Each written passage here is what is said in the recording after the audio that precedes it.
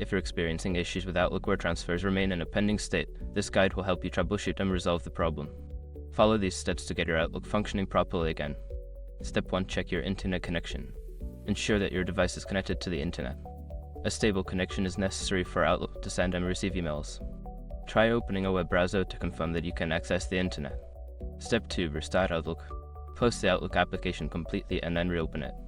This can help refresh the program and may resolve any temporary glitches causing the pending transfers. Step 3. Update Outlook. Make sure you are using the latest version of Outlook. Go to the File menu, select Office Account, and click on Update Options. Choose Update now to check for and install any available updates. Step 4. Clear Outbox. Navigate to your Outbox folder and check for any emails that are stuck. If you find any, try deleting or moving them to the Drafts folder. Then, attempt to resend any emails that are still pending.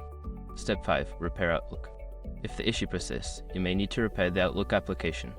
Go to Control Panel, select Programs and Features, find Microsoft Office in the list, and choose Change. Select Repair and follow the prompts to complete the process. By following these steps, you should be able to resolve the issue of pending transfers in Outlook. If problems continue, consider reaching out to Microsoft support for further assistance.